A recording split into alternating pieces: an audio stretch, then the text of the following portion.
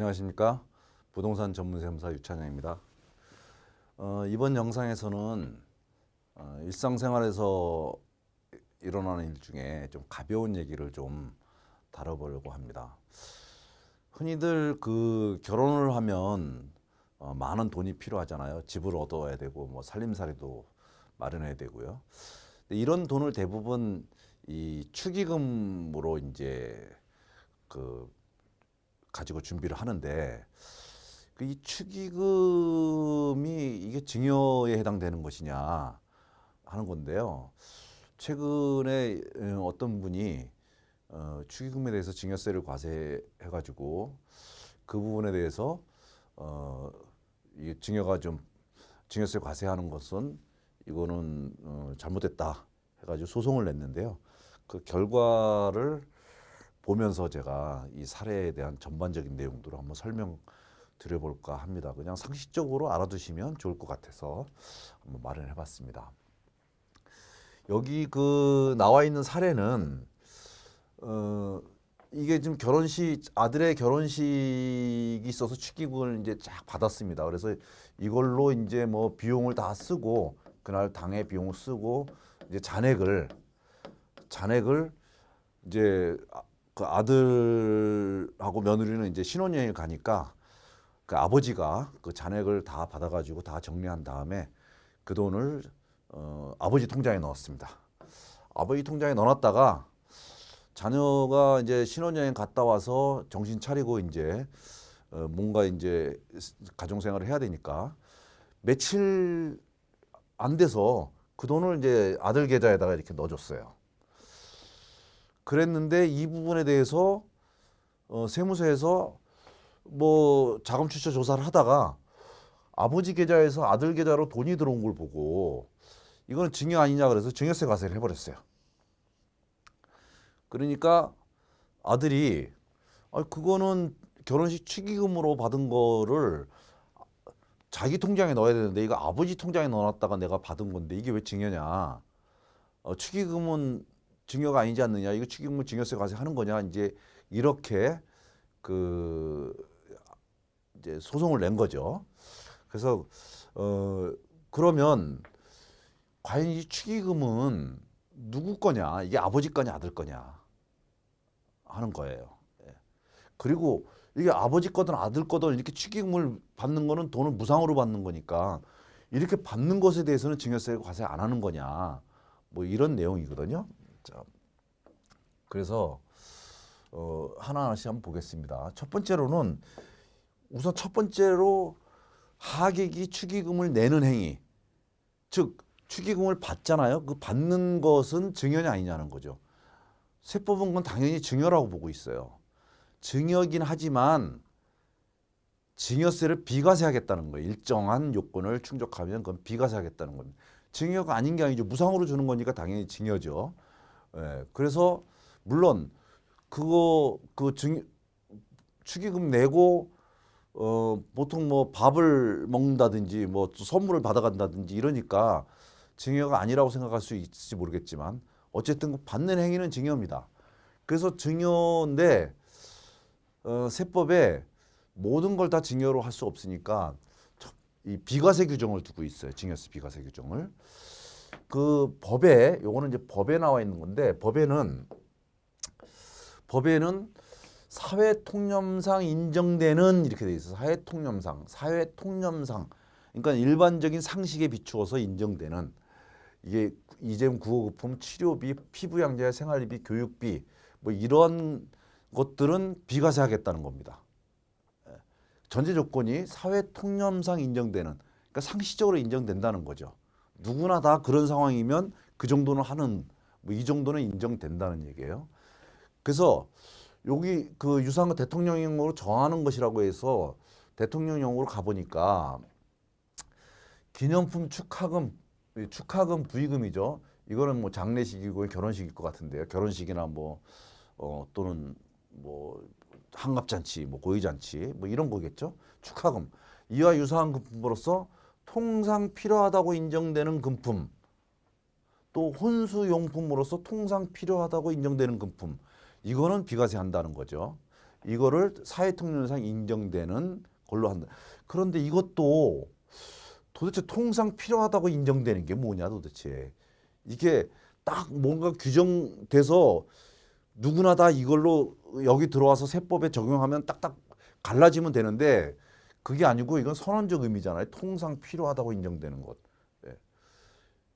이거는 사람마다 생각이 다 다를 수 있다는 거죠. 그래서 이거를 판단을 해야 돼요. 통상 필요한지 안 한지를 판단해야 돼요. 세법이 이런 것들이 너무 많아요. 이게 판단. 예. 그래서 납세자가 판단하는 것과 세무공무원이 판단하는 것이 다를 수가 있어요. 납세자는 당연히 이거 통상 필요하다고 인정했는데 세무공무원은 야 그게 무슨 통상 필요하다고 인정되는 거냐? 이렇게 생각할 수가 있죠. 또 납세자도 돈이 얼마 없는 사람과 돈이 아주 많은 사람은 그 축하금으로 뭐 500만 원을 줬다. 근데 500만 원이 돈이 아주 많은 사람한테는 그냥 통상적인 것일 수 있죠. 그러나 돈이 없는 사람은 500만 원은 굉장히 큰 돈이 될 수 있죠. 그 통상적인 것도 사람에 따라서 다 다를 수가 있어요. 이게 법과 시행령으로 그도 잘 해결이 안 되고 이러는 것은 이 기본 통칙이라고 해서 이 저기 세무공무원들의 업무 지침이죠. 예, 여기 되는데 여기에 보면 축하금, 부의금은 그 물품 또는 금액을 지급한 자별로, 그러니까 지급한 자별로 사회통념상 인정되는 물품 또는 금액을 기준으로 한다고 되어 있어요. 자, 이게 무슨 얘기냐면 지급한 자별로예요. 그러니까 예를 들어서 내가 직장에서 직원이 결혼을 하는데 축의금을 내요. 직원 결혼 축의금을 내요. 직원의 축의금을 냅니다. 이때 통상적으로 직원들은 뭐 한 10만 원씩 냈어요. 예, 통상적으로. 그러니까 직원이 결혼하는데 10만 원씩 냈다면 그 10만 원은 통상적인 거예요. 이거는 사회통념상 인정되는 금액이에요. 그런데 항상 거기 사장님, 대표님은 항상 100만 원을 냈어요. 그러면 이 100만 원은 통상 사회통념상 인정되는 금액이에요. 지급한 자별로 사회통념상 인정되는 금액이죠. 그런데 대표님이 갑자기 A 직원한테 보통 일반 직원은 100만 원씩 하는데 A 직원한테 갑자기 500만 원을 부주를 했어요. 그러면 이거는 이 지급한 자로 사회통념상 인정되는 그 금액이 아닐 수 있다라는 거예요.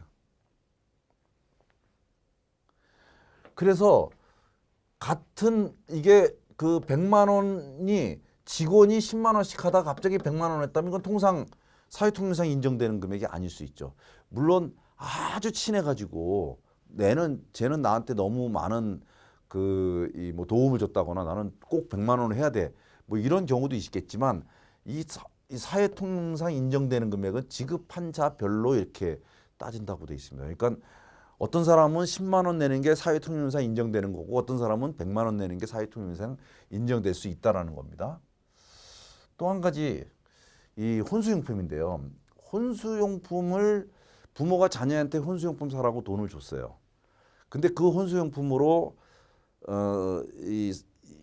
그러니까 통상 필요하다고 인정되는 금품이죠. 그러니까 예를 들어서 뭐 살림살이 뭐 가전제품을 산다든지 또는 뭐 가구를 들인다든지 뭐 이런 비용들은 혼수용품으로 보는 거죠.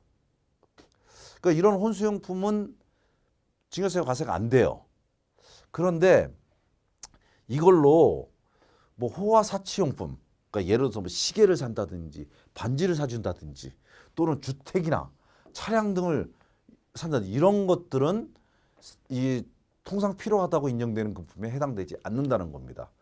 그래서 자녀에게 혼수용품으로 돈을 줄 때 너 저 갈 때 집을 사준다거나 뭐 전세보증금을 준다 이런 것들은 비과세가 안 되는데 살림살이를 사는 것, 그죠? 예를 들어서 뭐 가구를 산다든지 뭐 TV 전자제품 산다든지 이불을 산다든지 뭐 이런 것들 있죠. 이런 것들은 이런 혼수용품으로 봐서 그거는 비과세 받을 수 있다라는 겁니다.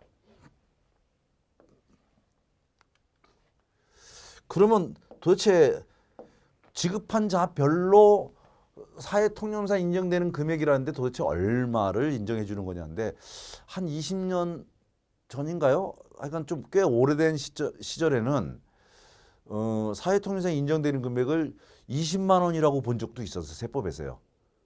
예. 그래서 부주는 한 20만 원까지는 비과세한다. 뭐 이렇게 금액을 한도를 정해놨었는데 이게 이제 불합리하다고 해서 바뀐 겁니다. 이게 지급환자별로 사회통념상 인정되는 겁니다. 즉 무슨 얘기냐면 이 얘기를 좀 더 이걸 자세히 풀어온 얘기로 보면 사회통념상 인정되는 금이란 축의금을 지급한 자, 축의금을 지급한 자가 동일한 사건에 대해서 지급한 금액. 그 아까 말씀드렸잖아요. 사장이 모든 직원한테는 100만 원을 주는데 어떤 A라고 하는 직원한테는 갑자기 500만 원을 줬다. 그럼 요 400만 원은 요건 징여로 볼 수도 있다 이 얘기예요. 동일한 사건에 대해서 그러니까 직원들이 모두 결혼할 때마다 100만 원씩 했는데 그 정도는 이게 100만 원이 다른 사람보다 훨씬 많이 낸 거지만 이 사람은 자기 직원들 한해서는 100만 원씩 했단 말이에요. 그러니까 그 100만 원 정도는 괜찮은데 갑자기 500만 원 했다면 그거는 이 금액을 초과했다고 보는 거죠. 그래서 그건 징여로 볼 여지가 있다는 겁니다. 아주 오래된 그 얘기인데요. 판례네요. 국세 심판 판례네요. 외손녀가 결혼할 때 축하금으로 400만 원을 외할머니가 줬어요. 예. 근데 이거를 사회통념상 인정되는 금액의 범위로 벗어난 거냐 이렇게 했는데 그때 이거는 아니 이 외할머니가 그 손녀 외손녀가 결혼할 때 보통 400만 원 막 이렇게 다 줬는데 특별히 얘한테 더 많이 준 것도 아니고 그 정도 선에서 줬다. 그렇기 때문에 이것은 사회통념상 인정되는 금액의 범위에 포함된다라고 해석을 해가지고 이건 징여가 아니다. 이게 2003년도에 400만 원이면 지금 굉장히 큰 돈이죠. 지금은 몇 천만 원 된다고 봐야 되겠죠. 그래서 이런 정도는 통상적으로 이렇게 주는 금액이 지급한 자별로 동일한 사건에 대해서 지급한 금액을 기준으로 하기 때문에 그렇다는 겁니다.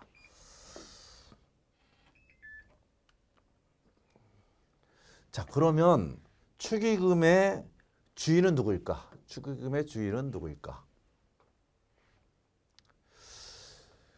보통 결혼식을 하면은 축의금이 이렇게 들어오는데 이게 본인의 결혼하는 당사자 본인을 축하하기 위해서 내는 축의금이 있고 그다음에 혼주 부모죠. 부모를 보고 축의금을 내는 경우가 있죠.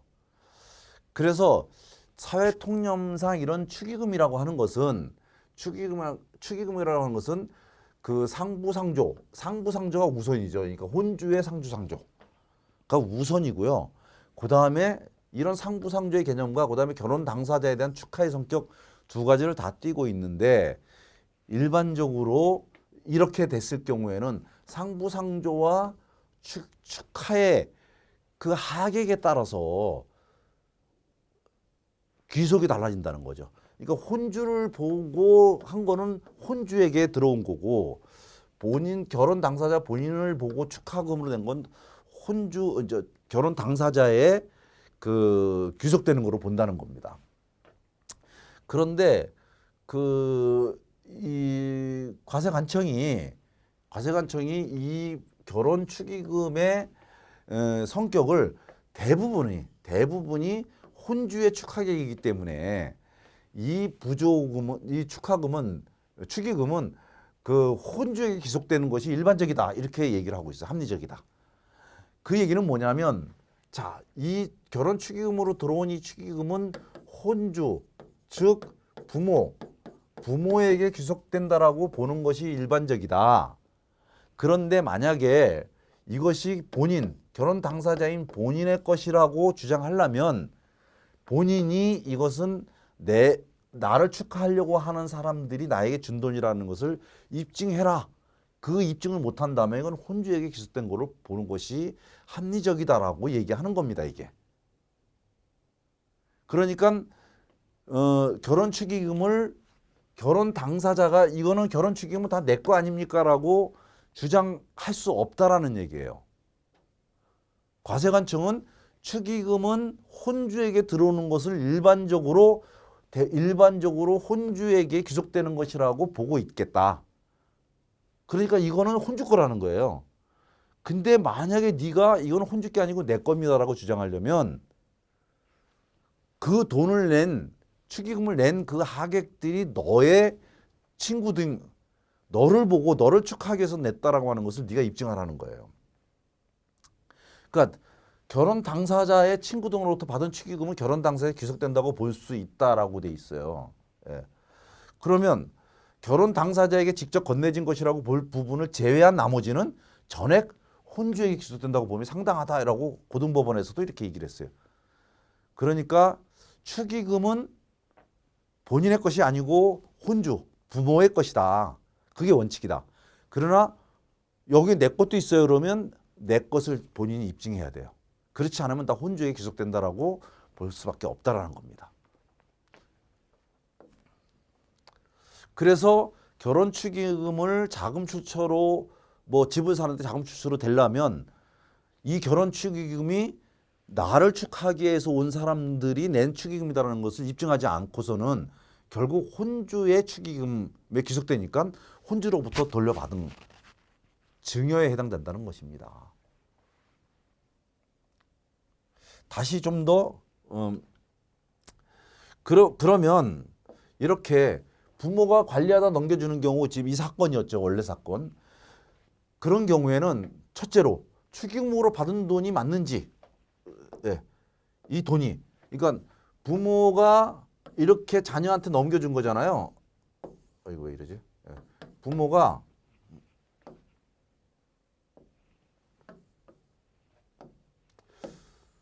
자녀에게 이거 이체를 해준 건데 그럼 요 돈이 이 자녀가 이 돈은 결혼 축의금으로 받은 겁니다라고 한다면 부모의 자금 출처, 요 자금 출처가 요게 축의금이었는지 이걸 먼저 따져봐야 되는 거죠. 그러면 이 축의금이라면 요때 부의 계좌에 입금한 돈에 결혼일과 입금일, 그다음에 입금액, 이 축의금 총액이 입금됐는지 뭐 이런 것들을 따져봐야 되겠죠.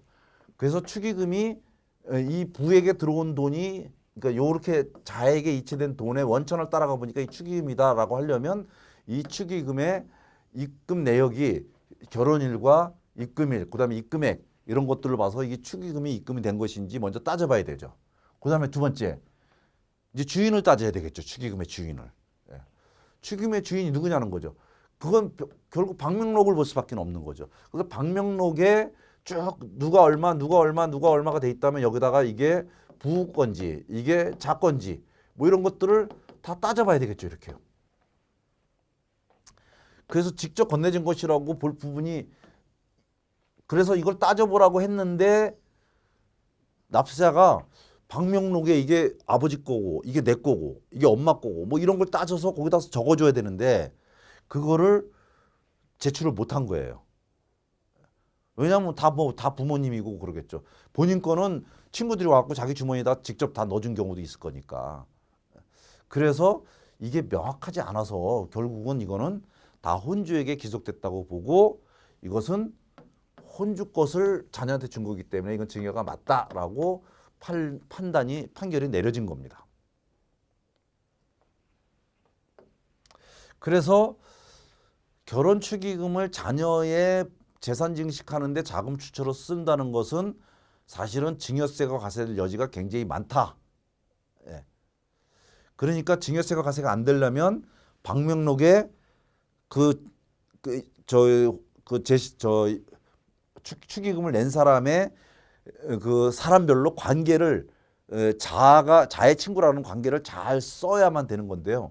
그러면 축의금 이 부주 관리 대장을 제출을 하면서 이건 전부 자다라고 써버리면 그게 합리적일까요? 그건 누가 믿어주죠? 예. 그거는 심판관이나 또는 법원의 판사들도 절대 믿지 않을 겁니다. 그래서 이게 합리적이지 않다라고 하면 이건 다 혼주에게 귀속된 걸로 보겠다라는 겁니다. 그래서 결혼 축의금을 자녀의 재산 증식에 자금 출처로 쓰는 것은 증여세가 과세될 가능성이 되게 높다. 이렇게 판단을 하셔야 될 것 같습니다. 혼수용품의 경우에 아까 혼수용품의 경우에는 증여가 아니다라고 했습니다. 그때 그것도 혼수용품도 이 일상생활에 필요한 가사용품의 하나며 이렇게 돼 있고 호화사치용품만 아니면 된다. 즉 주택이나 차량 등 뭐 이런 것만 아니면 된다라고 했죠. 근데 판례를 한번 보니까 2008년도에 보니까 2억 원을 받았어요. 혼수용품 사라고 2억 원을 받았어요, 부모가. 그래가지고 그걸로 이 혼수용품 마련하는데 썼어요, 실제로. 예. 그러니까 야 무슨 혼수용품이 2억이나 되냐라고 했지만 이걸로 가구도 사고 뭐 침대도 사고 그다음에 옷도 사고 뭐 가전제품도 사고 주방용품도 사고 막 이렇게 샀어요. 그래서 이거를 다 입증을 했어요. 이런 다 입증을 하니까 그거는 그런 혼수용품 맞네. 그래서 혼수용품 살려고 줬는데 그게 2억을 줬는데도 불구하고 이거는 증여세를 과세할 수 없다 이렇게 돼요. 증여세 거부에서 제외할 수 있다 이렇게 그 심판소에서 2008년도 심판에서 이렇게 나왔습니다. 그래서 돈을 줄 때 혼수용품을 사는 돈을 지원해 주는 것 이거는 좀 만약에 지원했다면 혼수용품 샀다라는 영수증을 잘 챙기셔야 될 거예요. 그래서 리스트를 작성하고 영수증을 잘 챙기고 그거는 부모님한테 받아도 되니까 이런 걸 잘 활용을 하시면 괜찮겠다. 이렇게 보시면 될 것 같습니다. 근데 이와 관련해서 혼수용 축의금 말고요. 그 어릴 때부터 뭐 돌잔치, 백일잔치 또 그다음에 명절 때 뭐 친척들이 와가지고 용돈을 준 걸 다 모아가지고 이런 걸 모아서 그 모아서 은행에 예금해봐야 별로 이자도 안 나오니까 뭐 부모가 주식 투자를 한다든지 또는 뭐 어디 뭐 펀드에 투자한다든지 이렇게 해서 이걸 증식시켜주는 이런 일들을 많이 하고 있죠. 많이 하고 있는데 그래가지고 그거를 자녀가 나이가 들어가지고 그거를 이렇게 자녀한테 이제 너가 컸으니까 이때부터 네가 관리하라고 넘겨줬단 말이죠. 이거 증여가 아닌가 하는 거예요. 이 2012년도에 그 구세청의 그 예규 지침에 의하면 어떤 사람이 이렇게 물어봤어요. 아들이 지금 27세인데 출생 후 지금까지 돌잔치 명절 때 친인척으로부터 받은 용돈, 부모가 매월 제공한 용돈, 아르바이트 수익 이걸 다 모아가지고 부모가 현재까지 5천만 원을 모아서 부모의 통장에 관리하고 있다가 이거를 아들에게 아들 통장으로 넣어줬어요. 이게 증여세 과세 대상인가 이렇게 물어봤어요. 그랬더니 국세청에서 뭐라고 답변했냐면 부모가 아들 명의의 예금 계좌에 입금한 금전의 원천이 비과세 대상에 해당되느냐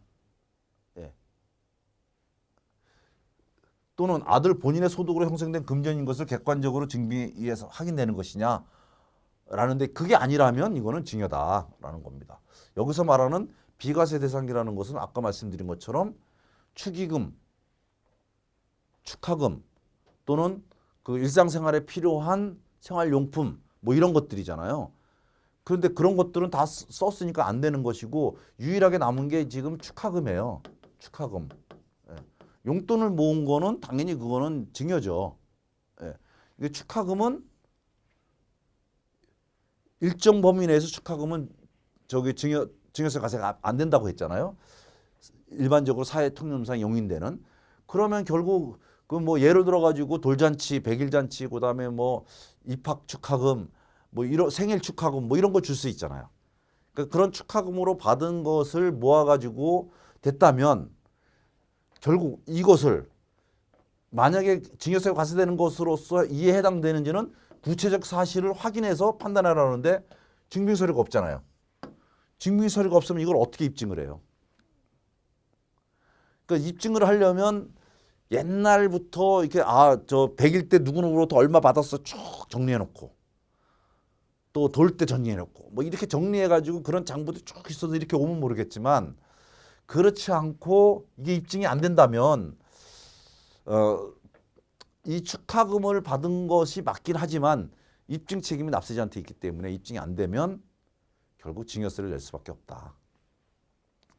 이렇게 보시면 될 것 같습니다. 그래서 자녀들이 용돈을 모아가지고 그다음에 여기 아르바이트 했다 그러는데 아르바이트 했으면 아르바이트 해서 돈 받은 거를 찾아내야 되겠지. 이건데 이런 거는 좀 찾을 수 있을 것 같아요. 물론 아르바이트 하고 돈을 현금으로 받아가지고 뭐 그 부모님 주어서 부모님이 통장에다 넣었다. 이거는 좀 쉽지 않으니까 아르바이트는 아르바이트 회사에서 이 아르바이트한 이 자녀에게 계좌로 이체했다면 그런 것들은 입증이 가능할 것 같아요.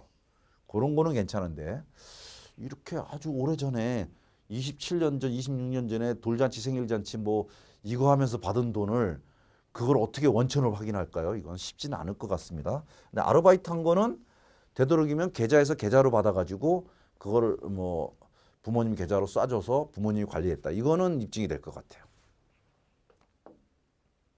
그래서 이런 돈을 가지고 이것을 자금 출처로 쓰면 이런 문제가 나온다는 거예요. 그래서 입증 책임이 납세자한테 있기 때문에 자금 출처로 쓰기가 굉장히 쉽지 않을 것 같습니다. 마지막으로 부의금인데요. 축하금과 마찬가지예요. 부의금도 그 사회통념상 지급한 자별로 동일한 사건에 대해서 어떤 사장님이 그 직원들 그 상이 있을 때 부의금을 보통 100만 원씩 줬다. 이거는 괜찮아요. 그러면 100만 원 직원들이 10만 원 하는데 갑자기 100만 원이 들어오면 이게 큰 금액이지만 지급한 자별로 판단하니까. 근데 그게 갑자기 커졌다. 어떤 사람한테 1,000만 원을 줬다. 이러면 이건 징여로 볼 여지가 있다는 겁니다. 근데 여기서 그 좀 틀린 게 뭐냐면 아까 축하금은 이 그 축하의 당사자 이게 혼주와 그다음에 당사자 이렇게 해서 귀속을 구분한다 그랬어요. 그죠? 그래서 혼주에게 준 것은 혼주 것이고 당사자에게 준 건 당사자 것이고 이렇게 했는데 부의금은 보면 부의금은 여기 그러니까 돌아가신 분이죠. 망자를 보고 오는 경우도 있고 그다음에 여기에 그 뭐 상주를 보고 오는 경우도 있겠죠.